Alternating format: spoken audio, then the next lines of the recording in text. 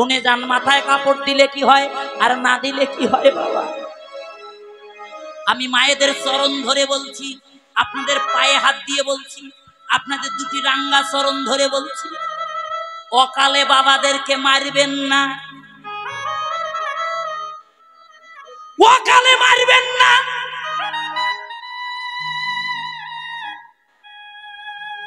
যেদিন হাতে হাত বেঁধে দিয়েছিল, কি বাবা দায়িত্ব নেন নাই মায়েদের?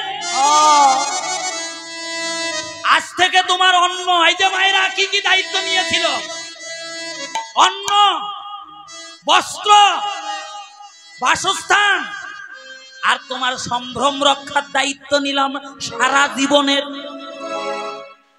যে স্বামী আপনার সারা জীবনের ওয়ারেন্টি কার্ড দিল, ও মা আপনাদের চরণ ধরে বলছে, এই যে কি হয়েছে বসেন, সেই স্বামীকে অকালে মারবেন না। বলতে পারেন আমরা আবার কি করে অকালে মারলাম? কে কে স্বামী মারতে চান হাত তোলেন তো। ওটা জঞ্জাল। স্বামী মারবেন কে কে অকালে, মানে সংসার রাজা হতে চান? ওইটাই তো জঞ্জাল। স্বামীকে মারবেন না কে কে হাত তোলেন? কে কে মারবেন না স্বামীকে হাত তোলেন? ভয় করেন কেন? হাত তোলেন। হরিবল। ও আপনারা মারবেন বুঝছি, এই জন্য হাত তোলেন না। শুনে যান না। বলতে পারেন কি করে আমরা অকালে মারলাম স্বামীকে? আজকে খুব মনে পড়ে বারবার এই কথাটা, যখন সূর্য পূজার আসরে উঠে। আমার বয়স যখন ছিল 7 বছর, আমি দেখেছি আমার ঠাকুমা 93 বছর বয়সে দেহ রেখেছে বাবা। 93 দেহে হাড় আর চামড়া ছাড়া কিছু দেখি নাই। কোমরটা এরকম ভাঁজে ছিল, লাঠিতে ভর দিয়ে দিয়ে চলতো। ঠাকুমার মাথার কাপড়টা সব সময় এই রকম ছিল। আমি মাঝে মাঝে জ্বালাতাম, ঠাকুমা তোর গরম লাগে না? মানুষের স্বামী না থাকলে কাপড় দিতে হয় না, তুই মাথায় কাপড় দিস কেন? তোর তো স্বামী নাই। ঠাকুমা আমায় কোলে বসিয়ে নিয়ে কি বলেছিল, কথাটা এখনো মনে পড়ে। দাদু ভাই রে, তোর দাদু ছোটবেলায় আমায় 1 টাকা পণ দিয়ে বিয়ে করেছে। আগের দিনে পণের বিয়ে ছিল, পণ। মেয়ের বাবাকে টাকা দিত ছেলের বাবা, আর এখনকার দিনে ছেলের বাবা কি মুখ ঘুরে তাকায়? মেয়ের বাবা কয় 5 লাখ, ছেলের বাবা কয় 15 লাখ হলে দিব। এই বাবা ভুল কইছি? ইসলাম ধর্মে যৌতুক নেওয়া নিষেধ। সনাতন ধর্মে যৌতুক যে দেয়, যে নেয়, উপায়ে নরকে যেতে হবে। হৃদয় গৌর হরি বল।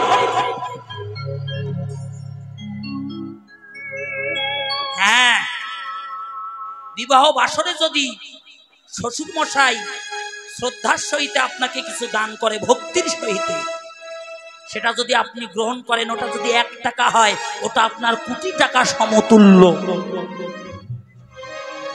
আঘাত দিয়ে নয়, জমি বিক্রি করছে, গরু বিক্রি করছে, নিঃস্ব হয়ে যাচ্ছে। কি বাবা হচ্ছে না অনেক পরিবার? এটা সনাতন শিক্ষা দেয় নাই। বাবা গো, ঠাকুমা বলতো দাদুরে, তো দাদু ছোটবেলায় আমায় বিয়ে করেছে, মা বাবা বলে দিয়েছে ওটা স্বামী হয়। যেদিন বিয়ে করেছে সেই দিন থেকে আমার মাথার কাপড়টা মাথায় উঠেছে।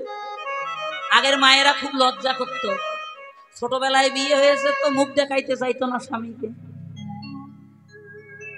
আজ তোর দাদু নাই, তাতে কি হয়েছে? তোর দাদুর দেওয়া অলংকারটা তো আছে আমার। এই শাড়িটা ছাড়াই আর আমার কাছে কিছু, এটা স্বামীর দেওয়া অলংকার শাড়ি। বাবা আজকাল ফ্যাশন হয়েছে শাড়ি বাদ দিয়ে কি পরে লেহেঙ্গা সে খাইছে সনাতন খাইছে বাবা। আপনাদের চরণ ধরে বলছি, মা বাবা নিজের বৌমাকে, নিজের ছেলের বউকে, নিজের পুত্রবধূকে, নিজের স্ত্রীকে কখনো এগুলো পরিধান থেকে বিরত রাখবেন। আপনাদের চরণ ধরে বলছি, শুনে যান মা গো মা। দাদু ভাই রে, যতদিন বেঁচে থাকিব ততদিন যেন মাথার কাপড়টাই আমার নিচে উপরে না ওঠে। মাগো কিছুদিন পর ঠাকুমা মারা গেছে। 9টার সময় আমি ঘুম থেকে উঠে শুনি ঠাকুমা আর নাই।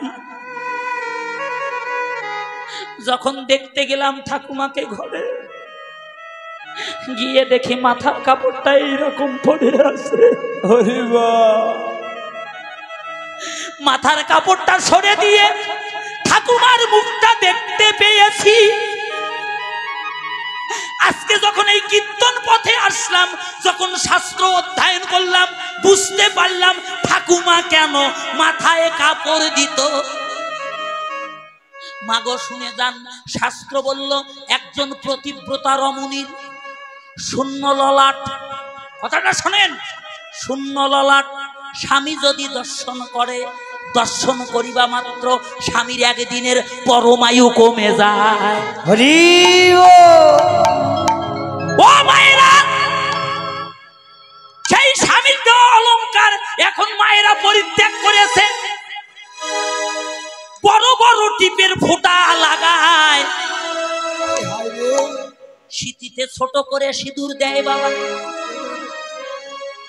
আপনাদের চরণ ধরে বলছি, দাদাদেরকে বলছি, আমার বাবাদেরকে বলছি, ছেলে মেয়েদেরকে এগুলো থেকে বিরত রাখুন। ও মা, আপনাদের চরণ ধরে বলছি, দয়া করে কেউ টিপ পরিধান করবেন না। কে কে টিপ করবেন আজ থেকে? কোম্পানির পক্ষে। এই যে কারো কপালে যদি টিপের ফোঁটা থাকে, স্বামী যদি আপনার মুখ দেখে, তাহলে স্বামীর একদিনের পরমায়ু কমে যাবে। আমাদের পরমায়ু 100 বছর, এখন বাসে কত বছর বাবা? 60 বছর। একদিন কম নিয়েও কেউ জন্মি নাই। কলিজীবের পরমায়ু 100 বছর। আজকে আমরা 30 বছর, 40 বছর, 50 বছর নাই হইতে ফুটটুস। আয়ু আমরা কমাইতে পারি, আয়ু আমরা বৃদ্ধি করতে পারি না। মায়েদের কাছে অনুরোধ, 2 ভুরু যুগলের মাঝখানে বড় করে সিঁদুরের ফোঁটা লাগান। আপনার স্মৃতি যত দূর আছে তত দূর পর্যন্ত মোটা করে সিঁদুর লাগান।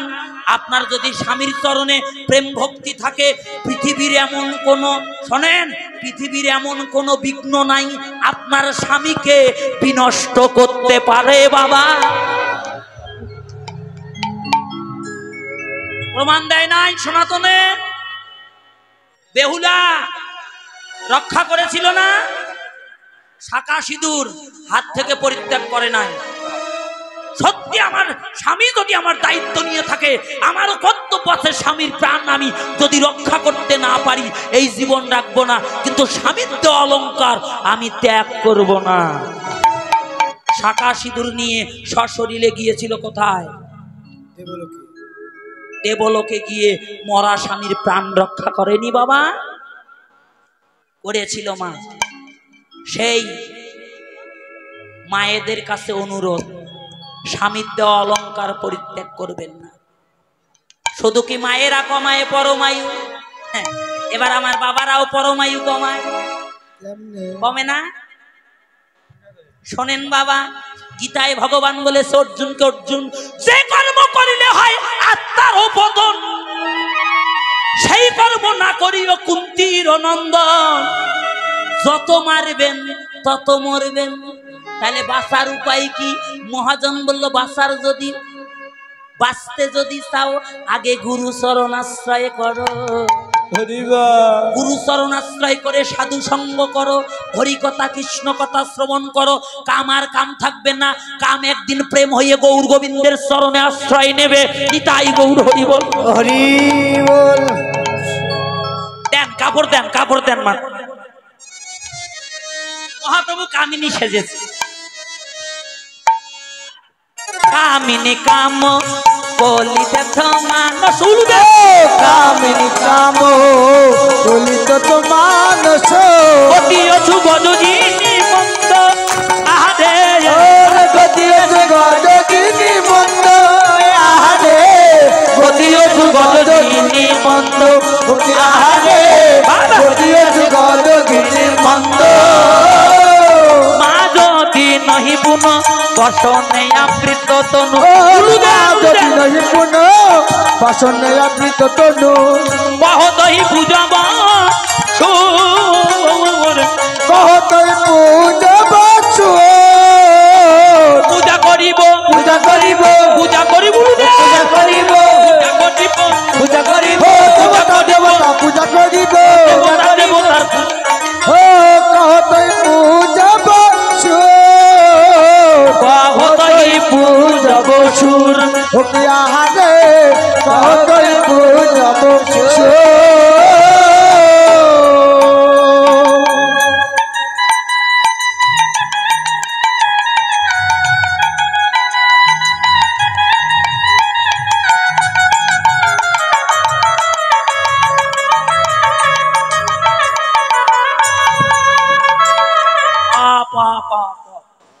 তাহলে কোন সময় নারী সাজলো?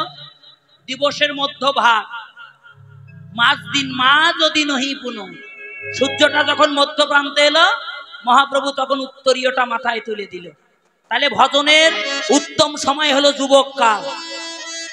এই যে দাদা ভাইরা, যুবককালে কৃষ্ণ ভজন করুন, তাহলে যদি ভক্তি জন্মে তাহলে কখনো টলে পড়বেন না। হ্যাঁ, ও মা ওখানে রাখেন। মা যদি নহি পুনঃ বসনে আবৃত তনু, বসন মানে কাপড়, নিজের দেহটা ঢাকলো। এই কথাটা খুব মূল্যবান, সবাই একটু শোনেন কথাটা। কহতহি পূজব সুর, সুর, সুর মানে কি বাবা?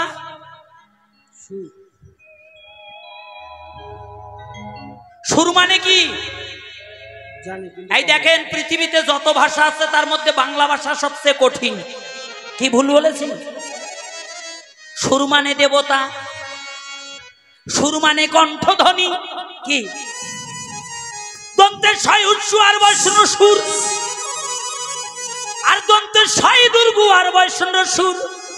সুর মানে দেবতা। তাহলে ভগবান কি দেবতার পূজা করবে? করবে? করবে? তাহলে আপনি আমি কেন করি?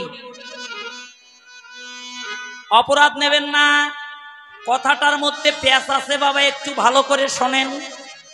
ও মায়েরা, মহাপ্রভু বলছে আমি পূজা করব কার? পূজা করিব, পূজা করিব, পূজা করিব, পূজা করিব, দেবতা দেবতার পূজা করিব, ওই দেবতা দেবতা পূজা করিব।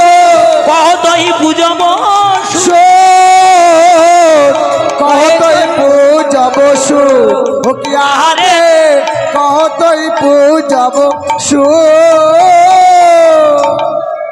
এই যে পয়েন্টটা এসেছে, এই পয়েন্টটার মীমাংসা হবে এই গীতা দিয়ে। ভালো করে শোনেন, গীতা কার বাণী? পরমেশ্বর ভগবান শ্রীকৃষ্ণের মুখংসৃত বাণী হলো গীতা। গীতার আইন মানেন না বাবা, সবাইকে মানতে হবে। শুনে যান, তাহলে ভগবান দেবতার পূজা করবে। যুগ কয়টা? কয়টা যুগ? 4টা যুগ, সত্য, তেতা, দাপর, এটা কলি। ও মায়েরা বলেন তো এটা কোন যুগ? ডিজিটাল। আমাদের শাস্ত্র অনুযায়ী কোন যুগ? কলিযুগ। বাহ, তাহলে মায়েদের মন আছে এইদিকে, কান আছে, শোনেন। বাবাদেরকে বলার সাথে সাথে বলে দেবে কারেন্ট মরিস। কোন যুগ বাবা? স্মার্ট। কলিযুগ রে মদন। সরকার যে বলে স্মার্ট, হ্যাঁ স্মার্ট যুগ, ঠিক আছে। শোনো এই যে স্মার্ট বাংলাদেশ গড়াবে সরকার, স্মার্ট যুগের কথা কয় নাই কি বাবা, ঠিক না? ডিজিটাল যুগ, ডিজিটাল বাংলাদেশ হয়েছে, ডিজিটাল যুগ হয় নাই, হয়েছে? শোনেন, তাহলে যুগ ধর্ম মানবেন না মানবেন? বর্তমান বাংলাদেশের সরকার শেখ হাসিনা যদি সংসদে আইন পাশ করে মানবেন না? যদি না মানা যায় তাহলে অপরাধ হবে। অপরাধ করলে প্রশাসন দিয়ে ধরে নিয়ে যাবে, জানতে পারলে এই ধারা অনুযায়ী আমার বিচার হবে, বিচার হলে শাস্তি ভোগ করতে হবে, হবে না? ভক্তি শাস্ত্র টিকা দিল এই কলির ভূমিতে দেবতার কোন স্থান নাই। এই যে ভেজাল, এখন অনেকের মনে ভেজাল লাগছে, হ্যাঁ কারণ কি শুনে যান বাবা। চারটা যুগ ধর্ম যদি মানেন, কলি যুগে দেবতার কোন স্থান নাই কলির ভূমিতে। কারণ কি জানেন বাবা? দেবতা তো আর দেবতা নাই, দেবতারাও এই কলিতে এসেছে মানব হইয়ে বাবা।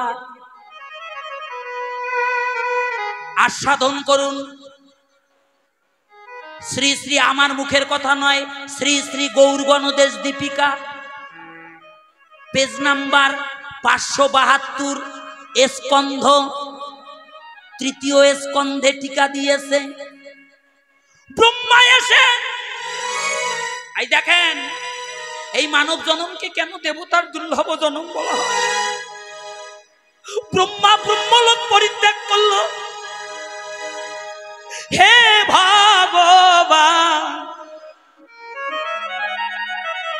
তুমি যদি নিজে কাঙ্গাল হয়ে কলিজীবকে হরিনাম দিয়ে উদ্ধার করার জন্য যেতে পারো, চাই না আমি ব্রহ্মত্ব কেড়ে নাও, তুমি কৃপা করে করুণা করে একবার আমায় কলিতে মানব কুলে জন্ম দাও,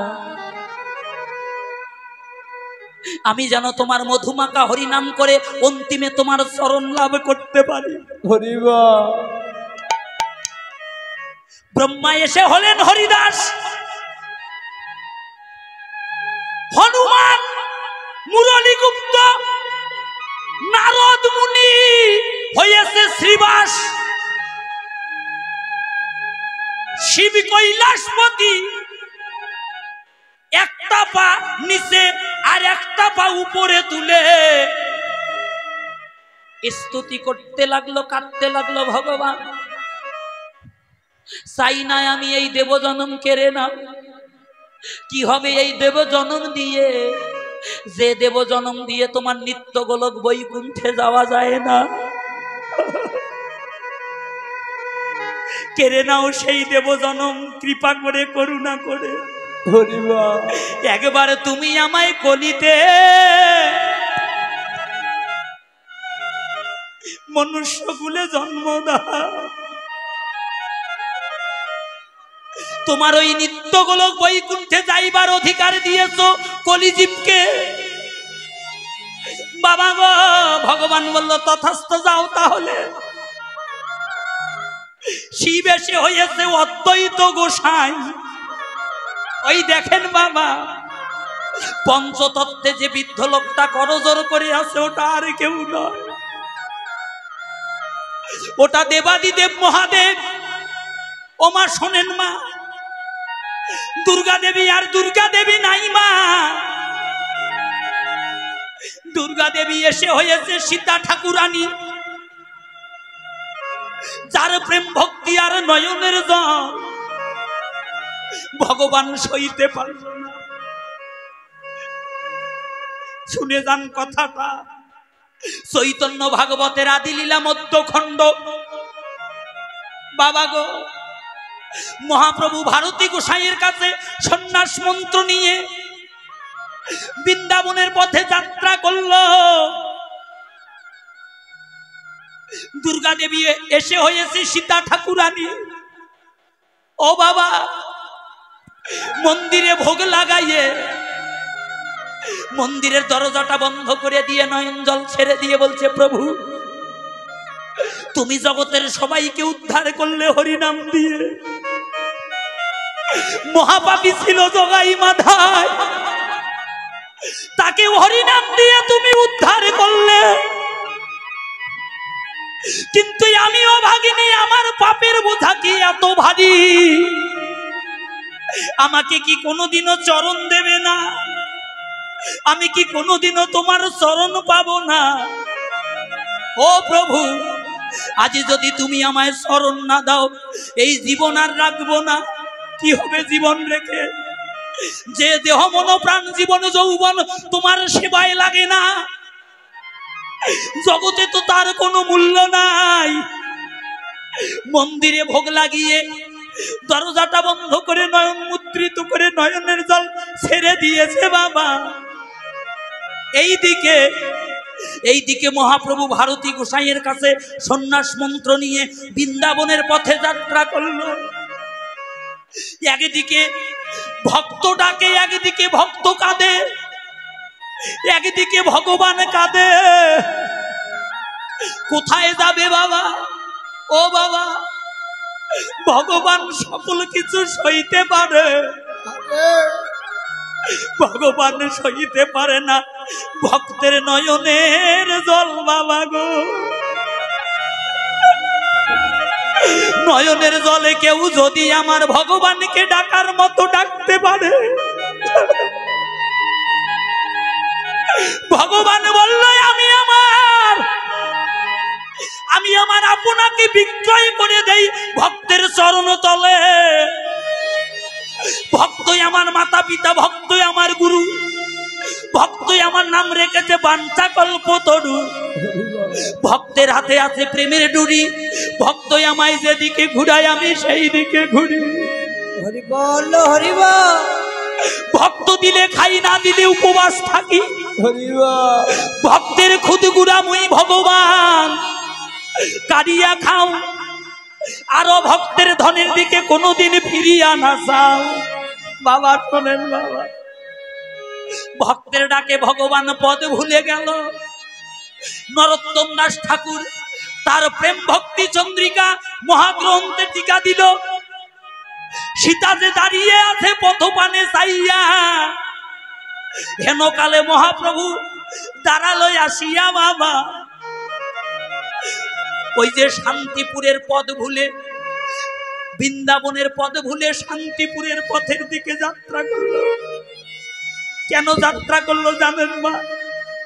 চুম্বক যেমন লোহাকে আকর্ষণ করে নিজের নিকটে টেনে নেয়, ভক্তও তেমনি ভক্তের প্রেম ভক্তি দিয়ে ভগবানকে আপন করে নেয় বাবা। ডাক শুনে আর থাকতে পারলো না, এসে অদ্বৈত আঙ্গিনায় মধ্যাহ্নকালে বাহু তুলে দাঁড়িয়ে হরিনাম করতে লাগিল। আঙ্গিনায় ভগবান কাঁদে, মন্দিরে ভক্ত কাঁদে। ভক্ত আর ভগবানের প্রাণ একই সূত্রে গাথা বাবা। আর সইতে পারলো না ভগবান ভক্তের ডাক বাবা। ডাকতে লাগলো মা মা মা বলে। একবার নয় বাবা, তিনবার যখন মা বলে ডাক দিয়েছে, সীতা ঠাকুরানী ভাবলো কে আমায় মা বলে ডাকে রে? এই জগতে তো আমায় মা বলে ডাকবার কেউ নাই। বাবা ডাক শুনে আর থাকতে পারলো না, মন্দিরের দরজাটা খুলে দিল। দেখে বাহু তুলে দাঁড়িয়ে হরিনাম করছে আঙ্গিনায়। চিনতে পারে নাই মধ্যাহ্নকালের অতিথি নারায়ণ স্বরূপ। যদি আমায় মা বলে ডেকেছিস, গঙ্গা জল নিয়ে গিয়ে যখন মহাপ্রভুর চরণ ধোয়াইতে লাগলো বাবা, যখন চরণে জল ঢেলে দিয়েছে, ঢেলে দিয়ে দেখে কি জানেন বাবা? ওই চরণে শঙ্খ চক্র গদা পদ্ম চিহ্ন দেখা যায়। এটা তো আর কারো চরণ নয়, এটা তো আমার প্রভুর চরণ। গঙ্গা জল ফেলে দিয়ে চরণ দুটি বক্ষে জড়িয়ে ধরে কেঁদে কেঁদে বলছে, প্রভু গো, আজ যদি কৃপা করে চরণ দিলে যেদিন আমার এই জীবনের বেলা ডুবে যাবে, যেদিন আমার প্রাণ পাখি চলে যাবে, গৌর হে, সেদিন তোমার রাঙ্গা চরণ ছাড়া তুমি আমায় করো না।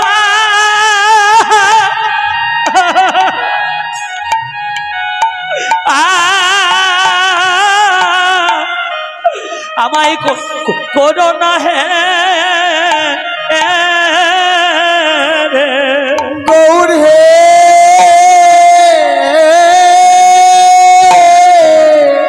সেদিন তোমার চরণ ছাড়া, সেদিন তোমার চরণ ছাড়া যার কেউ নাই তার ভগবান আছে বাবা। আমায় করে, আমায় করো না হে, আমায় করো না হে প্রভু, প্রভু তুমি ছাড়াই আমার এই জগতে আর কে ভাই আছে গো। প্রভু তোমার চরণ ছাড়া, কাঁদো বাবা, কৃষ্ণ বলে কাঁদো। আমায় করে, আমায় করো না হে, আমায় করো না হে যেদিন আমায় তুলসী তলায়,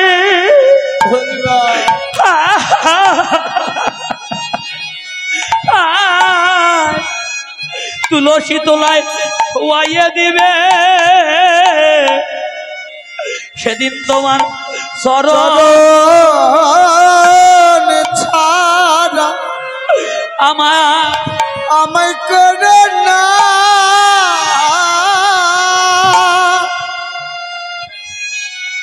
আমায় করো না হে গৌর হে। এই জগতে তুমি সারা বান্ধব, তুমি সারা বান্ধব আমার কে বা, আরে কে ভাই আছে গৌর হে।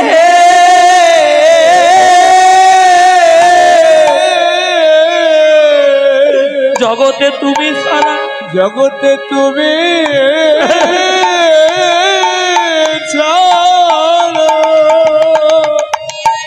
আমার আর কে বা, ওরে আমার কে বা,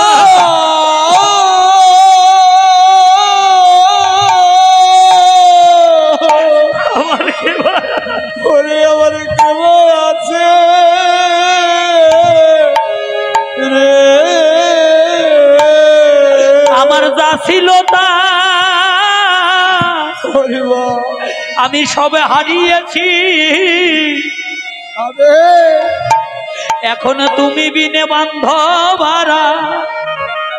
আর আমার কে ভাই আছে, আমার যা ছিল তা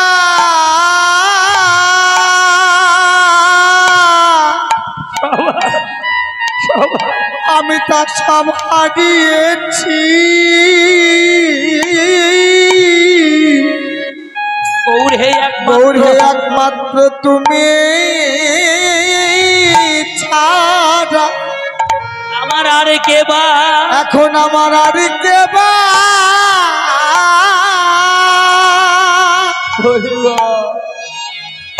এখন আমার আর কে বা আছে,